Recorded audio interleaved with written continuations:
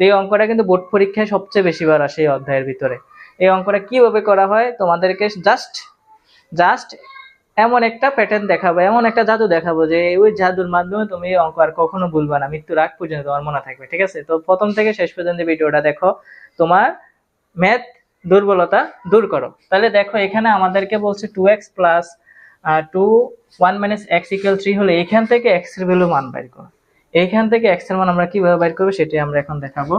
এখানে সর্বপ্রথম হচ্ছে যে 2x যেভাবে আছে এভাবে লিখবো, 2 এই যে উপরে যে পাওয়ার আছে এটা আমরা বেসটা আলাদা করব, ঠিক আছে, মাইনাস x জাস্ট এতটুকু।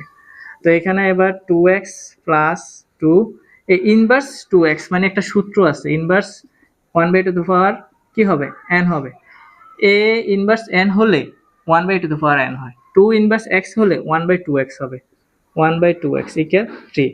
এবার স্যার 2x এ তুমি যে কোনো একটা মান ধরে নিতে পারো, তোমার নামের প্রথম অক্ষর ধরতে পারো s p q r, বা তোমার প্রিয় ব্যক্তির প্রথম অক্ষর ধরতে পারো, একটু মনের মধ্যে হ্যাঁ সান্ত্বনা আনতে পারো যে প্রিয়জনের নাম দিয়ে তুমি লিখতে পারো। তো আমার তো প্রিয়জন নাই, আমি ফি দিয়ে সাধারণত অঙ্কটা করব। 2x এর ভ্যালু আমি ফি ধরে নিছি, তাহলে এখানে 2x এর মান হচ্ছে ফি প্লাস এখানে ফি ইকুয়াল 3। তাহলে স্যার এখানে আমরা যোগফল করব, যোগফল তো আমরা অবশ্যই জানি হর দিয়ে ভাগ লব দিয়ে গুণ। তাহলে এখানে হর হচ্ছে ফি, এর লসাগু হচ্ছে ফি, এখানে ফি হচ্ছে লব, ফির সাথে ফি গুণ দিলে হয় স্যার ফি স্কয়ার, প্লাস ফির সাথে ফি বাদ 2 ইকুয়াল হচ্ছে 3।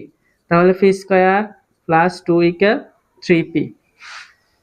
এবার আমরা কি করব স্যার, এবার আমরা P square minus 3p plus 2 equal 0। এবার আমাদের এখানে মিডল টার্ম উৎপাদক, হ্যাঁ তোমাদের সবচেয়ে বাধা, তোমাদের রাস্তার সবচেয়ে বড় কাঠ হচ্ছে উৎপাদক। এখানে উৎপাদকটা কিভাবে করবো, সর্বশেষ সংখ্যা হচ্ছে 2, 2 এর গুণনীয়ক হচ্ছে 2 একে 2, 2 এর সাথে 1 যোগ করলে হয় 3, তাহলে মিডল টার্ম হয়ে গেছে 3, আমরা মিলিয়ে ফেলছি। ঠিক আছে, তাহলে P square minus 2p minus p plus 2 equal 0।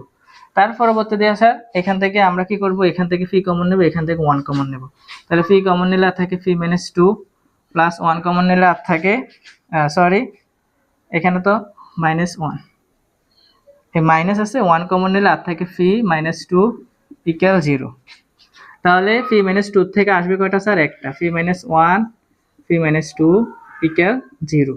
এবার হচ্ছে অতএব ফি মাইনাস 1 ইকুয়াল 0 এবং ফি মাইনাস 2 ইকুয়াল 0। তাহলে ফি ইকুয়াল হচ্ছে 1 আবার ফি ইকুয়াল হচ্ছে 2। তাহলে ফির ভ্যালু কত স্যার, ফির value 2 to the power x, বসাই দাও 2 টু দি পাওয়ার x, 1 2 এর উপর শূন্য দিলে 1 হয়ে যায়, আবার 2 টু দি পাওয়ার x 2, তাহলে এখানে 2 2 বাদ, x এর ভ্যালু 0, তাহলে এখানে